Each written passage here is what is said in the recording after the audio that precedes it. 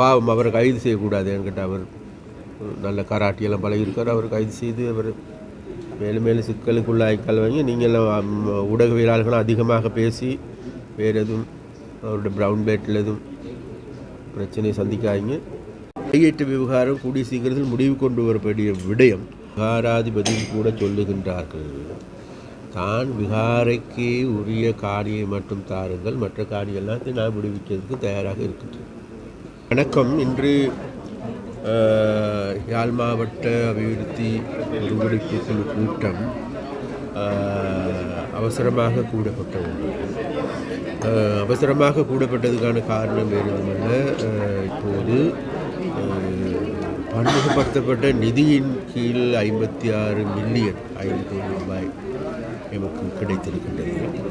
அப்போ அந்த அபிவிருத்தி வேலைகள் சம்பந்தமாக பேசிக்கொள்வதற்கே அல்லது அது சம்பந்தமாக கலந்துரையாடுவதற்கே இன்று இந்த கூட்டம் இடம்பெற்றது.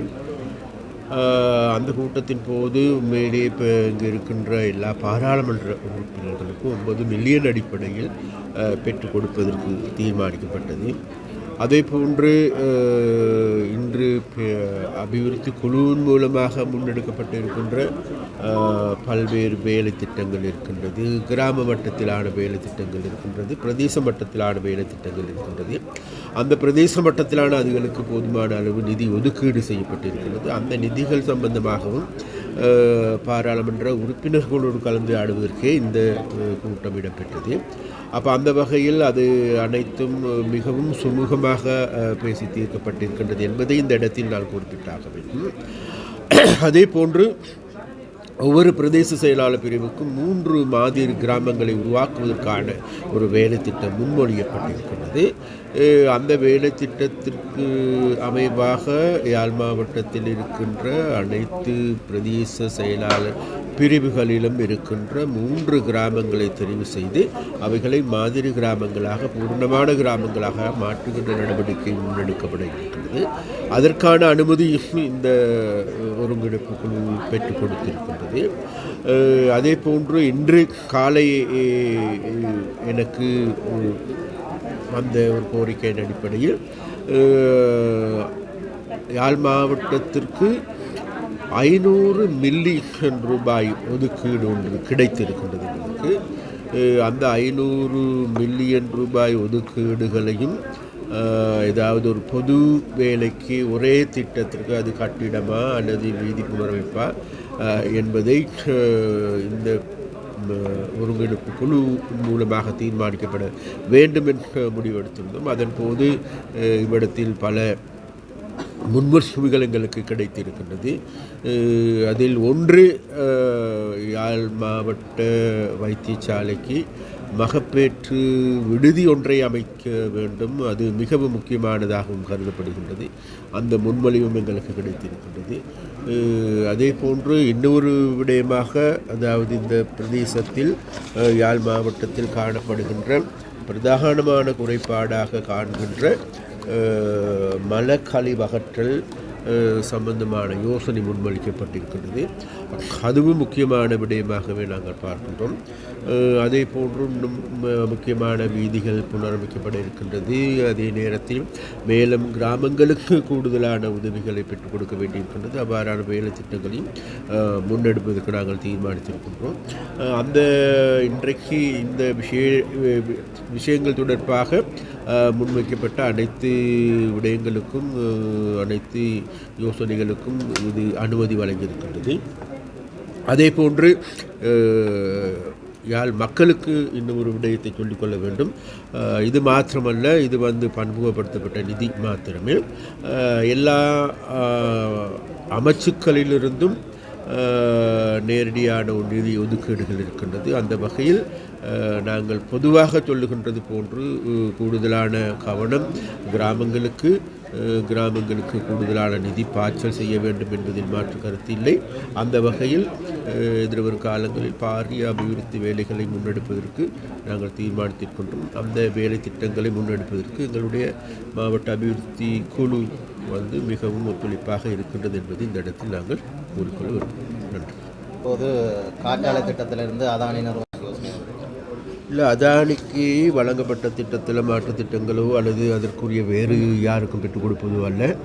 உண்மையிலேயே யாருக்கும் பெற்றுக் கொடுப்பது அல்ல. இதில் இருக்கின்ற பிரச்சனை அதானிக்கு பெற்றுக் கொடுத்ததன் மூலமாக அது எமது நாட்டுக்கும் மக்களுக்கும் மின்சார சபைக்கும் அல்லது மின்சாரத்தை பெற்றுக் கொடுக்கின்ற மின் பயன்பாட்டாளர்களுக்கும் நன்மை ஏற்பட்டதா என்கின்ற பிரச்சனை தான் இந்த இடத்தில் இருக்கின்றது.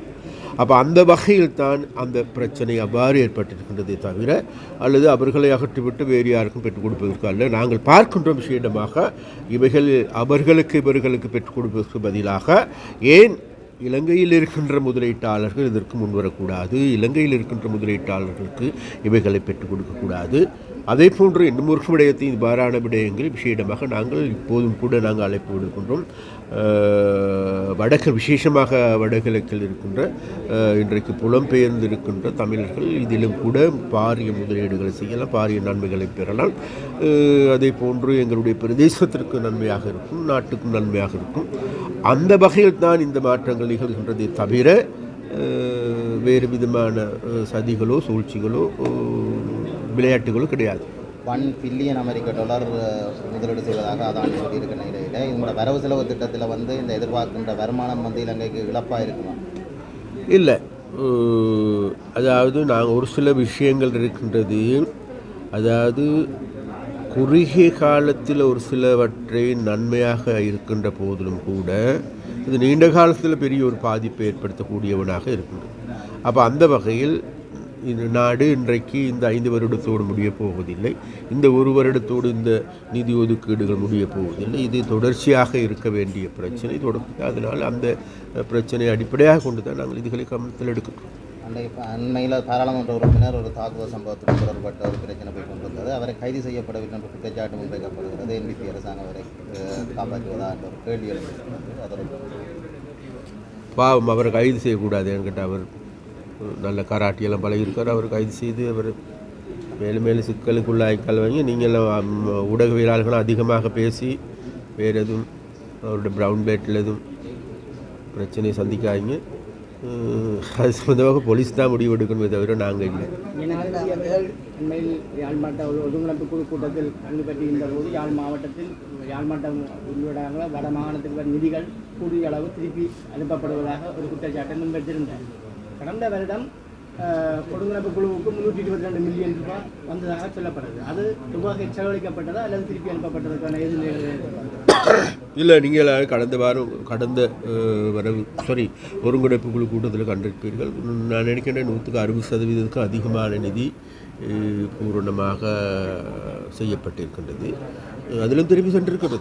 அதனால்தான் ஜனாதிபதி அவர்கள் மீண்டும் கேட்பதற்கான காரணம் வேறு எதுவுமல்ல. நாங்கள் ஒதுக்கின்ற நிதி, அரசாங்கம் ஒதுக்கின்ற நிதியை இவர்கள் பூரணமாக பயன்படுத்துவது இல்லை. அதற்கான கால அவகாசமோ அல்லது அவர்களுடைய அசம்பந்த போக்கோ என்னவென்று தெரியவில்லை. அதனால்தான் நாங்கள் இனி வரும் காலங்களில் இந்த செயற்பாடுகளை விஷயமாக அதிகாரிகளோடு மாத்திரம் வரையறுக்காது, மக்களும் பங்காளிகளாக மாற்றிக்கொள்கின்ற அந்தந்த அபிவிருத்தி திட்டங்களுக்கு அதுகளுக்கான குழுக்களை அமைத்துக் கொள்கின்ற அவர்களுடைய கண்காணிப்பை ஏற்படுத்துகின்ற அதன் மூலமாக சகல வேலைகளையும் துரிதப்படுத்துகின்ற அதே போன்று எம்பிமார்களுடைய அனைத்து நாங்கள் இதில் கட்சி எந்த விதமான பேதங்கள் இல்லாத அனைத்து எம்பிமார்களுடையும் ஒரு உறவாடலுக்கு ஒரு குழுக்களை அமைத்துக்கொண்டு இதுகளை வேகமாக கண்காணிக்கின்ற வேகமாக வேலைகளை செய்விக்கின்ற வேலைகளை முன்னெடுக்கிறதுக்கும். அதனால் கடந்த காலங்களை நாங்கள் விட்டுவிடும். எதிர்காலத்தில் நாங்கள் நினைக்கின்றோம் அப்படி நடக்காது. அதில் உண்மையான வரம்புக்குட்பட்ட பலருக்கு அதில் உருவாக்கப்படையில்னு சொல்லி பல பிள்ளைகள் இருக்கிற சிஸ்டமோட போகிறோடைய உண்மையில் பாதிக்கப்பட்ட பல பேர் நிவாரணங்கள் உதவியாக கிடைக்கல என்னொரு பரவலாக சொல்லி முதல் இருந்த அதே பிரச்சனை அந்த சிஸ்டம் சேஞ்சுன்னு சொன்னாலும் முதல் எப்படியான குற்றச்சாட்டு இந்த பேர் லிஸ்டில் சொல்லப்பட்டது மாதிரி உண்மையான கஷ்டப்பட்ட பல தெரிவிக்கப்பட்ட உறவாடு யாழ்மாட்டம் இதோட உண்மையிலேயே நீங்கள் சொல்வதில் உண்மையும் இருக்கின்றது. அதனால் நாங்கள் இது சம்பந்தமாக எங்களுடைய பக்கத்திலிருந்து நாங்கள் பார்க்கின்றோம். இது சம்பந்தமாக உண்மையிலே இந்த அபிவிருத்தி குழு கூட்டங்களை நடாத்துகின்ற பொழுது அதில் விசேடமாக இந்த அதிகாரிகளுடைய கருத்துக்களை நாங்கள் எடுத்து பார்க்கின்ற பொழுது, அதிகாரிகளால் முன்வைக்கப்படுகின்ற முன்மொழிவுகளை எடுத்து பார்க்கின்ற பொழுது உண்மையிலே இது சாதகமாக பாதகமான நிலைமையாக இருக்கின்றதா என்பது எங்களுக்கு நன்றாக தெரிகின்றது. அதனால் இந்த சாதக பாதக நிலைமைகளின் அடிப்படையிலேயே நாங்கள் இவைகளை முன்னெடுத்து வருகின்றோம். அதனால் நிச்சயமாக நாங்கள் பார்க்கின்றோம் இந்த வரவு செலவுத்திட்ட முடிவோடு விசேடமாக இவ்வாறு இருக்கின்ற முரண்பாடுகளை தீர்த்து கொண்டு உண்மையிலே மக்களுக்கு சேவை செய்கின்ற அதிகாரிகளே எங்களுக்கு தேவையே தவிர, நிறுவனங்களே எமக்கு தேவை தவிர, அதில் இருக்கின்ற ஆளுமை கொண்டவர்களே தேவை தவிர மக்களுக்கு சேவை செய்யாதவர்களை வைத்துக்கொண்டு இனியும் என்கிட்ட இது மக்கள் கொடுத்திருக்கின்ற ஆணை, எங்களுக்கு மக்கள் வழங்கியிருக்கின்ற ஆணையை இந்த அதிகாரிகளுக்கும் புரிய வைக்க வேண்டிய தேவை இருக்கின்றது. அதை நாங்கள் படிப்படியாக செய்து வருகின்றோம். எதிர்காலத்தில் புரியாதவர்களுக்கு புரிகின்ற பாஷையில் பேச வேண்டி வந்தாலும் வரும். பிரதமருடைய வருகை தொடர்பில் பிரதமர் யாழ்ப்பாணம் வருகின்றார். நாளைக்கு காலையில் இங்கே இருக்கின்ற கோப்பாய் ஆசிரியர் கலாசாலைக்கு கல்லூரிக்கு செல்கின்றார்கள். காலையில் இந்து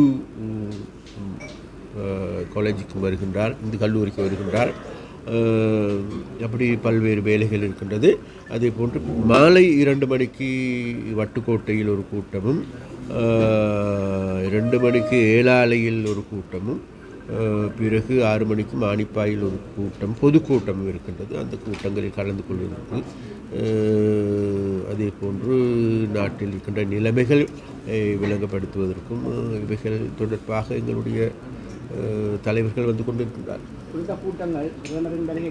2 மணிக்கு பிறகு நடக்கிறது அரசியல் சார்ந்த கூட்டம். இல்லை, அதிகாரிகள் அழைக்கப்படுகின்ற அதிகாரிகளோடு தான் காலையில் இருந்து 2 மணி வரைக்கும் அதிகாரிகளுடான உத்தியோகபூர்வமான கூட்டம். அதற்கு பிறகு எங்களுடைய தேசிய மக்கள் சக்தியின் ஒரு கூட்டம். கையீட்டு விவகாரத்தை எப்போது அரசாங்கம் முடிவுக்கு கொண்டு வரப்போகிறது?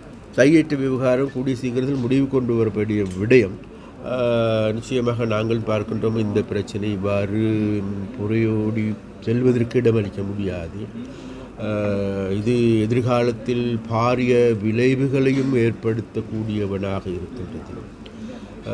இனவாதம் மதவாதம் மேலும் தலை தூங்குமாக இருந்தால் இந்த நாடு நாசமடையுமே தவிர வேறு எதுவுமே ஏற்பட போவதில்லை. ஒரு புறத்தில் இனவாத அடிப்படையில் இவ்வாறான பிரச்சனைகள் உக்குரமடைகின்ற பொழுது, மறுபுறம் அதன் கீழ் அதே பிரச்சனையை பயன்படுத்தி சூடேறுவதை எங்களால் காணக்கூடியதாக இருக்கின்றது. அதனால் இப்பொழுது மீண்டும் உறக்கத்தில் இருந்த இனவாத மதவாதிகள் மீண்டும் தலை தூக்கியிருப்பதை காணக்கூடியதாக இருக்கிறது.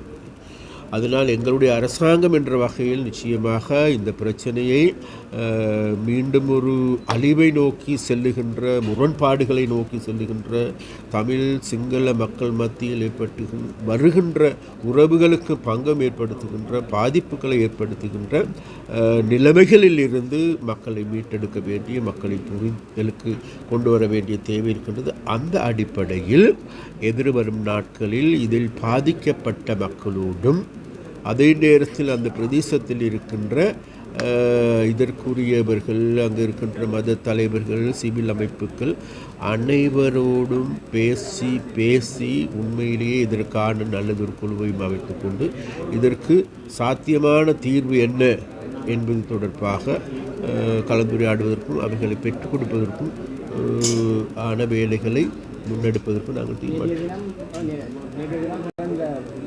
அதிபர்களுடன் கதைத்து ஒரு இணக்கப்பாட்டுக்கு வரலான்னு சொல்லியிருக்கிறார். அப்போ மக்கள் கோருகிறார்கள், தங்களது முதற்கட்டமாக வேணும் கொடுத்த விகாரைக்கு சிறியளவான நிலப்பரப்பை விட்டு வைத்துக் கொண்டு மிதி விடுவிக்க சொல்லி கோருகின்றோம். அவ்வாறான ஒரு சூழ்நிலை நிச்சயமாக பெண்கிட்ட இதில் ஒரு உண்மை இருக்கின்றது. விகாராதிபதி கூட சொல்லுகின்றார்கள், தான் விகாரைக்கு உரிய காணியை மட்டும் தாருங்கள், மற்ற காணி எல்லாத்தையும் நான் விடுவிக்கிறதுக்கு தயாராக இருக்கின்றேன். அப்போ அதனால் அவரோடு இது சம்பந்தமாக பேசி அதே நேரத்தில் அந்த காணி உரிமையாளர்களுடன் பேசி இதற்கான ஒரு சுமூகமான தீர்வு தான் இப்பொழுது யாழ் மக்கள் எதிர்பார்க்கிறதே தவிர இது முரண்பாடாக ஏற்படுத்தி மீண்டும் ஒரு மூட்படைகின்ற பிரச்சனையாக மாறக்கூடாது என்பது யாழ் மக்களுடைய விருப்பம். அப்போ அந்த அந்த மக்களுடைய அபிலாசைகளை பூர்த்தி செய்கின்ற வேலைகளையே நாங்கள் முன்னெடுக்கிறது. சரி.